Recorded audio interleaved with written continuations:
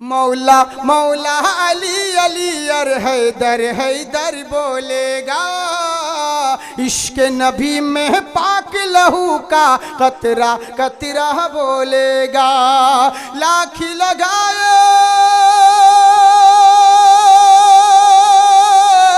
Lucky लगाए पहरे देखो फतों की इन बस्ती में, हिंदुस्तान का बच्चा बच्चा आला हजरत बोलेगा। सुभान अल्लाह बोले, हिंदुस्तान का बच्चा बच्चा आला हजरत बोलेगा। मोहब्बते बोलें सुभान अल्लाह। आहारे कत सुंदर कलाम। जो है गुलामे आला हजरत, इश्क में फखरे अजहर के, इश्क में फखरे अजहर के, इश्क में फखरे अजहर के। हमारे এই শের আমার স্টেজে উলামায়ে কেরামের কদম বসি করে পেশ করছি, খাস করে আমার মুফতি আলমগীর সাহেব ওনার কদম বসি করে আমি শেরটা পেশ করছি। কত সুন্দর কালাম, সুবহানাল্লাহ বলেন। जो है गुलामे आला हजरत, जो है गुलामे आला हजरत, इश्क में फखरे अजहर के, इश्क में फखरे अजहर के। बस्ती बस्ती करिया करिया ताजु शरिया बोलेगा, मौला मौला अली अली और हैदर हैदर बोलेगा।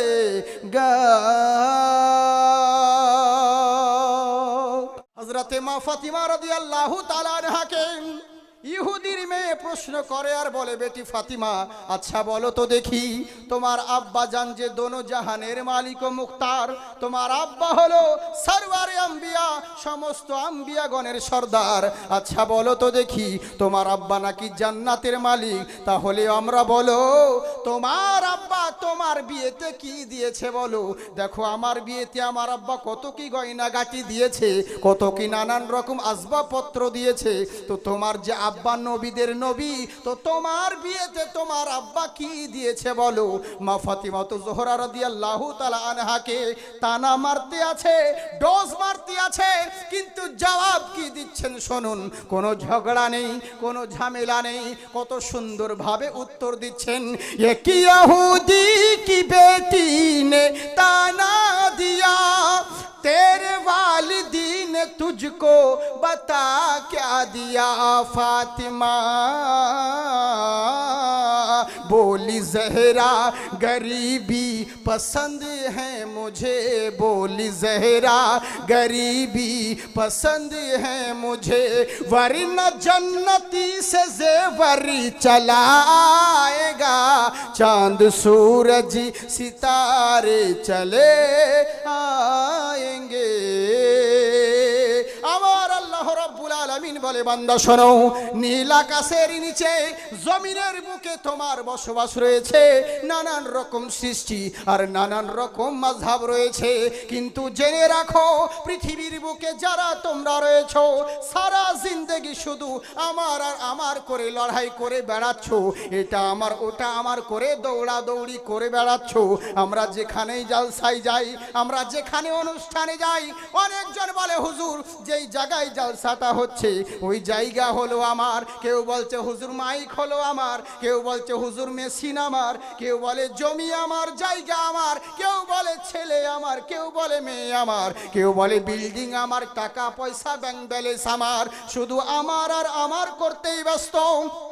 সারা জিন্দেগি যেখানেই যাই সবাই শুধু বলে এটা আমার আর ওটা আমার করে লড়ালড়ি মারামারি কাটাকাটি করে, কিন্তু আমার আল্লাহ পাক বলে, বান্দা শোনো, তোমার কিচ্ছু ছিল না, আজকে রয়েছে, আগামী কাল থাকবে না। সারা জিন্দেগি আমার আর আমার করে বেড়াচ্ছ, একবার নিজের দিকে ভাবলে না কি থেকে তুমি এসেছো, কোথায় তুমি ছিলে আর কোথায় এসেছো, আবার কোথায় চলে যাবে। একবার একবার নিজের দিকে ভেবে দেখো, তাহলেই বুঝতে পারবে তোমার কি রয়েছে। সারা জিন্দেগি এটা আমার সেটা আমার করে বেড়াচ্ছ, কিন্তু ভেবে দেখো তোমার কি রয়েছে বলো। আরে তোমার জন্ম দিয়েছে সে তো অন্য জনা, তোমার নাম রেখেছে অন্য জনা, তোমার খাতনা মুসলমানি দিয়েছে অন্য জনা, তোমার বিয়ে পড়িয়েছে অন্য জনা, তুমি মরে যাবে তোমাকে গোসল দিবে অন্য জনা, জীবনের শেষ যাত্রাটাও যাবে অন্যের কাঁধে, কবরস্থানে নিয়ে যাবে অন্য জনা, তোমাকে কাফন পরাবে অন্য জনা, তোমার জানাজা পড়াবে অন্য জনা, তোমার জন্য কবরে নামাবে অন্য জনা, তোমাকে মাটি দিবে অন্য জনা, তোমার জন্য শেষ দোয়া করবে অন্য জনা।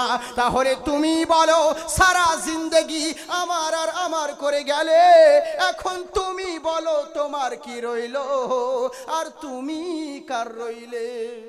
আমার কথা বুঝতে পারছেন? এই মাইক মান ভাই তোমার মাইক ভালো লাগে। সালা জালসা করতে গেলে তিনটে জিনিস দরকার, একটা বক্তা ভালো হতে হবে, শ্রোতার 3 নাম্বার মাইক। তিনটের মধ্যে যদি একটা গন্ডগোল হয়, এই মাইকের কারণে যত বড় বক্তা হোক ওর বিরিয়ানি হবে না, সে খিচুড়ি হবে, বুঝলেন?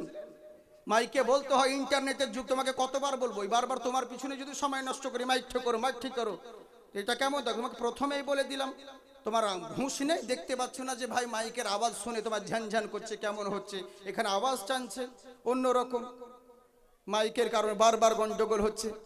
হ্যালো চেক, হ্যালো, মুখে ভরে লিছি মাইক, তাও আওয়াজ হচ্ছে না গো। হ্যাঁ বলতে হয়, কেন বলেন তো? তখন পরে তো আপনারা ওদিকে দেখবেন না, বক্তার লেগে বলবে যা হলো হলো রে, বক্তা বেকার হয়ে গেল রে, জলসা শেষ করে দিল রে, কিন্তু কিসের লেগেছি শেষ হলো রে সেটা দেখ রে, বুঝলেন তো? হ্যাঁ এই হচ্ছে ব্যাপার। যাকে বাবজি আমার কথা বুঝতে পারছেন আপনারা? বুঝতে পারছেন? অসুবিধা হয় না? হ্যাঁ হ্যাঁ হ্যাঁ জি জি। তবে একটা কথা আপনাদেরকে অনুরোধ করব, বারবার করে বলবো যে শীতের দিন বেশি বিরক্ত করবো না আপনাদেরকে, আমি বেশিক্ষণ বক্তব্য রাখি না, কিন্তু যতটুকু বলবো একটু মন দিয়ে শুনুন, কারণ রাত্রি জেগে ঘুম কামাই করে আপনারা এখানে বসে রয়েছেন। হ্যাঁ, অতএব আপনাদের রাত্রিটা যেন বৃথা না যায় সেদিকে লক্ষ্য রেখে চেষ্টা করব ইনশাল্লাহ। আল্লাহ পাক যদি বলেন। আর তারপরে হুজুর রয়েছে, ওস্তাজুল ওলামা, মৌলবীদের বাপ, আর বাপ সাইডে থাকলে কের ব্যথা কথা বলতে পারে, মানে কেমন হয়ে জানে তো, মাসির বাড়ি বেড়াতে গিয়েছি অনেকদিন পর, বহিন বেটা, তো বোনের ছেলে বেড়াতে গিয়ে তো মাসির সামনেই খাবার খুলে দিয়েছে আর পাখা করছে, খাও বেটা খাও, লজ্জা করিও না, খাও, লজ্জা করবে না। তো ছেলেও বলছে যে খালা শুধু একবার সাইডে হটো, লজ্জা কাকে বলে দেখাচ্ছি, বুঝলেন তো? এই হচ্ছে ব্যাপার। তো যাকে অনেক সময় অনেক কিছু ব্যাপার থাকে, হ্যাঁ, তো চিন্তা নেই, অসুবিধে নেই, সবই নিজেদের লোক। ইনশাল্লাহ কিছু মূল্যবান কথা বলবো, তবে একটু আপনারা মনোযোগ সহকারে শুনবেন।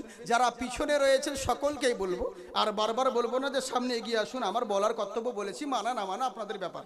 কারণ যার সুগার আছে তাদেরকে বলতে পারবো চিনি খেও না, মাটির নিচে জিনিস খাবে না, আলু খাবে না। যার সুগার নেই তাকে বলে লাভ নেই, তাই তো? তো যদি মুসলমান হন, আল্লাহ রসুলের উম্মত হন, ভালোবাসেন, তো ইনশাল্লাহ আপনারা শুনবেন। আর যদি না হন, সন্দেহ থাকে মুসলিম হয়ে, তাহলে জোরে বাড়ানকে মাঠে ঘাটে, কে বলবে আপনাকে?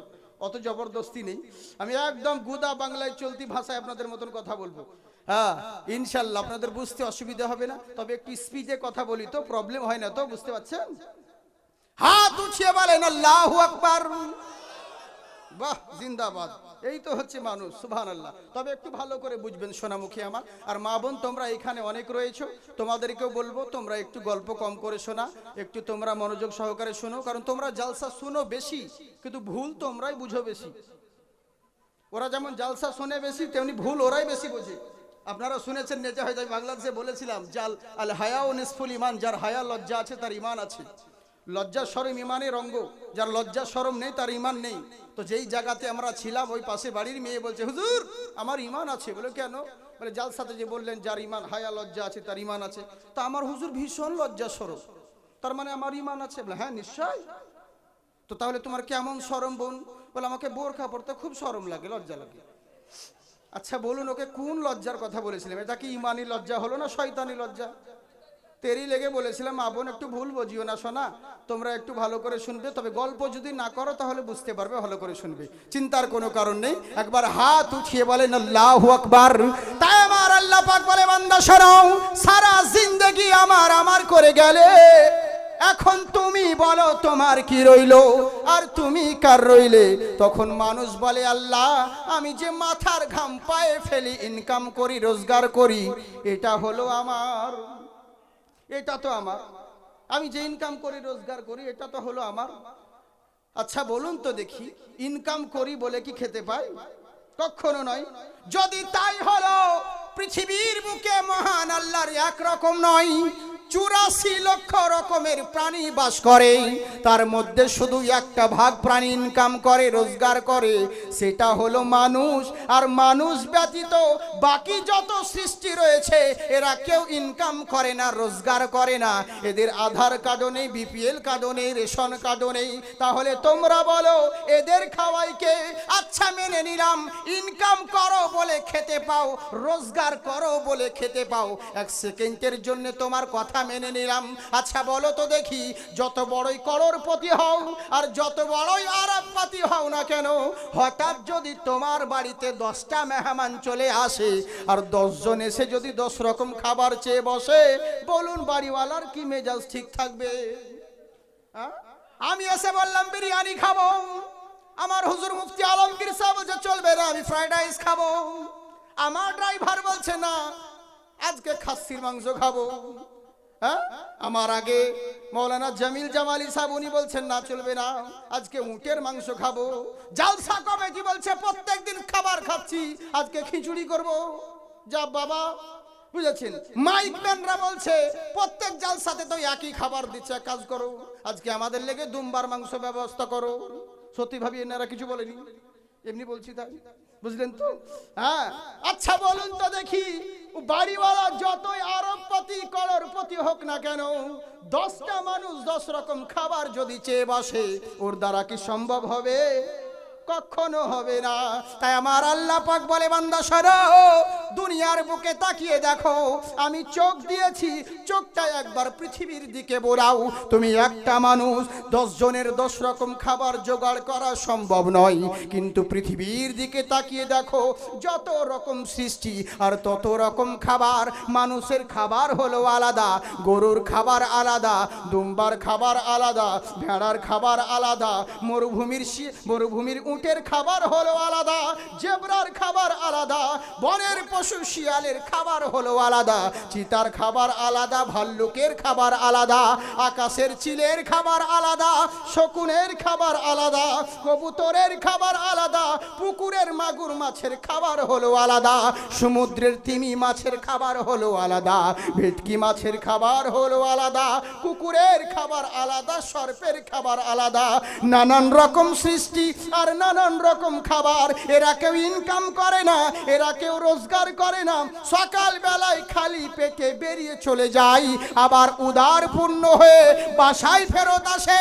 তোমরা বলো এরা রোজগার করে না, তাহলে এদেরকে খাওয়াই কে? কোনো মোল্লা না তোমার আল্লাহ? কে খাওয়াই? আল্লাহ খাওয়াই। তাই আমার আল্লাহ বলে বান্দা শোনো, আমি ব্রেন দিয়েছি, ব্রেনটাকে সঠিক কাজে লাগাও। আমার আল্লাহ বলে বান্দা আমার নিয়ামতের শুকরিয়া আদায় করো। আমি ব্রেন দিয়েছি তাই বলে গরম দেখাও না, আমি শক্তি দিয়েছি তাই বলে মাস্তানি দেখাও না। কতজন বলে হুজুর, বলে কি রাত্রে বেলা ওদিক দিয়ে যাবেন না? বলে কেন? বলে ওদিকের মানুষ বিশাল বড় পালুয়ান, আপনার মতন মৌলবীকে একাই ফেলে দিবে। হ্যাঁ, কতজন বলে হুজুর যে না, বিশাল শক্তিমান পালুয়ান, আর বড় বড় ট্রাক্টরকে উল্টে ফেলে দেয়। শক্তির কত ইয়াং ছেলেরা এক জায়গায় দাঁড়াবে আর বলবে দেখবেন, দেখবে আমার কত বডি, দেখ, এমনি করে বডি দেখায়। আল্লাহ বলছে বান্দা শরীর দিয়েছি, শক্তি দিয়েছি, ওটাকে সঠিক কাজে লাগাও। শরীরের গরম দেখায়ও না, শক্তির বলয় দেখায়ও না। কত বড় মাস্তান হয়েছো আর কত বড় শক্তিমান হয়েছো যে সামান্য মশার ভয়ে মশারির তলে ঢুকছো। তুমি একটা মশার কাছে অসহায় আর নিজেকে বলছো শক্তিমান পালুয়ান। ওই শরীরের গরম দেখায় না, একবার যদি ডায়রিয়া করে দিই তোমার 12টা বেজে যাবে। শুধু তাই নয়, আমার নিদর্শন দেখে শিক্ষা লাভ করো। একটা দেখতে লাঠি, দেখতে বাঁশের মতন, কিন্তু চিবাইলে মিষ্টি লাগে। কি বলেন? কুসর বা আখ। এক এক জায়গার বলি, এক এক জায়গার গালি। যাকে বলে চাল ভাজা তাকে বলে মুড়ি, যারাই ছোট আছে ওরাই হবে বুড়ি। তাই তো এক এক জায়গায় কুসর বলে, এক এক জায়গায় রাগ বলে, কিন্তু ওটা থেকে শিক্ষা লাভ করতে হবে। বলে কেমন করে? আমার আল্লাহ বলেন, জেনে রাখো আমি লাঠির ভিতর থেকে যেমন মিষ্টি রস বের করতে পারি, বেশি বাড়াবাড়ি করো না, নইলে রসের পরিবর্তে বিষ বের করতে পারি। ইন্নাকা আলা কুল্লি শাইইন কদির। তাই আমার আল্লাহ পাক বলেন, ইয়া আইয়ুহাল্লাযিনা আমানু, হে আমার ঈমানদারগণ, হে আমার বিশ্বাসীগণ, আমার দুনিয়াতে থাকতে হলে নানান রকম ভয় তোমাদের দিলে রয়েছে।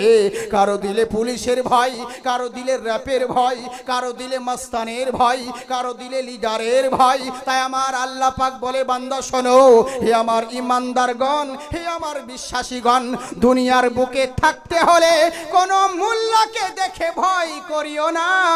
ভয় করতে হবে কাকে? ইত্তাকুল্লাহ। ভয় যদি করতে হয় কেবলমাত্র তোমার আল্লাহকে ভয় করো। কাকে ভয় করো? আমার কথা বুঝতে পারছেন আপনারা? আমি এই আয়াতের বহুত রকম ওয়াজ আছে, আজকে আপনাদেরকে আলাদা ডিফারেন্ট ভাবে বলছি। হ্যাঁ, তো আপনারা চুপ করে বসে আসলে লেগে ভাবছি যে হয়তো একার জন্য কিছু বলছে না। আমার কথা বুঝতে পারছেন বাবজি? হ্যাঁ হ্যাঁ হ্যাঁ, তো একটু মন দিয়ে কথাবার্তা বলবেন। চুপচাপ বসে আছে তো কি করে বুঝবো? না আমি জাপানি ভাষায় বলছি, উইয়া উইয়া উইয়া উইয়া ইয়া বললে হয়তো বুঝতে পারবো কি বলছে, বলেছে বুঝতে পারছি না, কিন্তু তা তো লাই বাবজি। হ্যাঁ, বাংলা ভাষায় বলছি, আপনাদের মতন খুব স্ট্যান্ডার্ড বাংলাতেও নয়, একদম গুদা বাংলাতে বলছি। একটু মধ্যে মাঝে কথা বলবেন, তবে তো নাহলে কি করে বুঝবো? তবে হ্যাঁ, কথা বলেন ঠিকই, কিন্তু তালে বলিয়েন, ওই বাংলাদেশের মতন তাল কানা হয়েন না। এদের বক্তাও যেমন আনাড়ি, শ্রোতাও তেমনি আনাড়ি। হ্যাঁ, বক্তা বলছে আপনাদের এখানে আসছিলাম, আমার গাড়িতে কুত্তায় মুতা দিল, পাবলিক বলছে ঠিক, বুঝেছে? বক্তা উঠে বলছে দাঁড়ান বাবজিরা, বেগুন খাবেন না, বেগুনে অ্যালার্জি আছে, চুলকানি আছে, বেগুন খাবেন না কেউ, বলুন ঠিক না বেঠিক? পাবলিক বলছে ঠিক। ওর পরে প্রধান বক্তা স্টেজে উঠেছে, ও বলছে বাবা বেগুন যার মধ্যে আছে অগণিত গুণ, বেগুনে চরম ভিটামিন, বেগুন উপকার আছে, বেগুন খাওয়া জায়েজ আছে হাদিসে, খাবেন, বলুন ঠিক না বেঠিক? পাবলিক বলছে ঠিক, মানে সবই ঠিক। একে বলে তালকানা, বুঝেছেন তো? তো এরকম ওরকম হয় না, কাজে সব জায়গায় ঠিক আর ঠিকই না, একটু মাঝে মধ্যে যেখানে কাজের দরকার সেখানে বলবেন। হ্যাঁ ইনশাল্লাহ। একবার হাত উঠিয়ে বলেন আল্লাহু আকবার, সুবহানাল্লাহ। আল্লাহ পাক আপনাদেরকে আবাদ রাখুক। এরই জন্য তো বলে, আজকে যারা এই মাহফিলে এসেছে ওগো আল্লাহ তাআলার রহমত পেয়েছে। কেন বলছি বুঝতে পারছেন? তার মানে গজল শুনে বুঝে নিবে হ্যাঁ অরিজিনাল জাকির এসেছে। কারণ অনেকজনের ডুপ্লিকেট মোবাইল এমনি এমনি করে দেখছে, যবে যাকে দেখি ওইটাই তো এমনি মিলছে কিনা তাই দেখছে। আসলে কোথাও পাগড়ি থাকে, কোথাও টুপি থাকে, কিন্তু অসুবিধে নাই, আর নকল হয়নি, ইমালে এক পিসি আছে, অরিজিনালই আছে। হ্যাঁ, জেরক্স কপি লয়। তো এই লেগে দুই একটা জিনিস আপনাদেরকে বলে দিতে হচ্ছে। মহব্বতে বলেন সুবহানাল্লাহ। দূরি করিতে এলো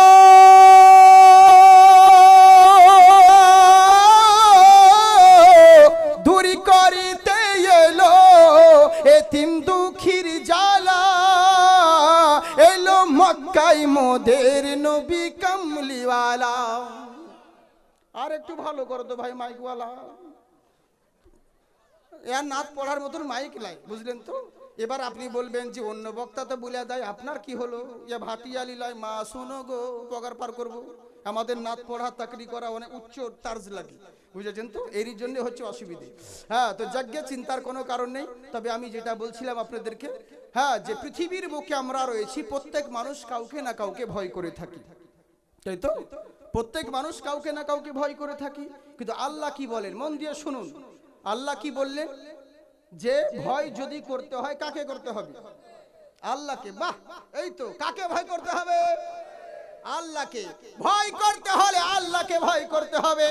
আচ্ছা আপনারা বলুন, এখানে যত মানুষ রয়েছেন সবাই তো আল্লাহকে ভয় করেন কিনা? ভয় করেন তো? হ্যাঁ, কিন্তু আসলে বলুন তো দেখি, সবাই বলছেন আমি আল্লাহকে ভয় করি। ওরে আপনারা তো দূরের কথা, যে মদ খাই বোতল হাতে ধরে বলছে আমি আল্লাহকে ছাড়া কোনো বেটাকে ভয় করি না, ও বলছে আল্লাহকে ভয় করি। মুখের সবাই দাবি করি, আসলে কি ভয় করা বলে?